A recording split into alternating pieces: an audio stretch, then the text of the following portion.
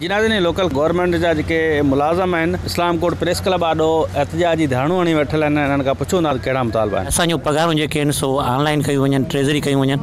असांजे जेके मुलाज़िमनि जा फोती कोटा आहे उहा बहाल कई वञे ऐं असांजे जेके एडाक ते मुलाज़िम आहिनि जेके एडाक ते कमु कनि पिया उन्हनि खे पको कयो वञे। असांजा जेके कॉन्ट्रेक्ट मुलाज़िम उन्हनि खे पका कया वञनि ऐं जेके पगारूं आहिनि उहो डायरेक्ट असांखे ट्रेज़री में मिलनि। इहो महिरबानी करे साईं जिन खे असां अॻु में बि अर्ज़ु कयो हो, महीनो खनि अॻु में एजाज कयो, असांजो अञा मुतालबो हले कोन थियो। सीएम साहब खे अपील था कयूं त असां जेके टाउन कमेटी मकान इदारनि जे मुलाज़िमनि जूं पगारूं ट्रेज़री ऑफिस में कराए वञनि ऐं जेके कॉन्ट्रेक्ट मुलाज़िम आहिनि उन्हनि खे पका कया वञनि जीअं उहे पंहिंजी ज़िंदगी जो आईनो सुधारे सघनि। सीएम सिंध खां ऐं वज़ीर बल्दियात खां इहो मुतालबो करियूं था त असां जेके लोकल गवर्नमेंट जा मुलाज़िम आहियूं उन्हनि जूं पगारूं ऑनलाइन कयूं वञनि। ॿियनि डिपार्टमेंट जी ॿियनि जा आहिनि ट्रेज़री में पेंशन ट्रेज़री में ॾिनी वञे ऐं जेका कॉन्ट्रेक्ट मुलाज़िम जेके 10-15 सालनि खां कमु करे रहिया आहिनि उन्हनि खे बि कंफर्म कयो वञे, रेगुलराइज़ कयो वञे। बराए महिरबानी असांजी पीपल्स पार्टी जे चेयरमैन बिलावल भुट्टो ज़रदारी साहब खां ऐं सीएम सिंध मुराद अली शाह साहब खां गुज़ारिश था करूं, हथ ॿधे अपील था करूं, महिरबानी करे साईं असां ग़रीबनि ते एहसासु करियो ऐं असांखे रेगुलर बि करो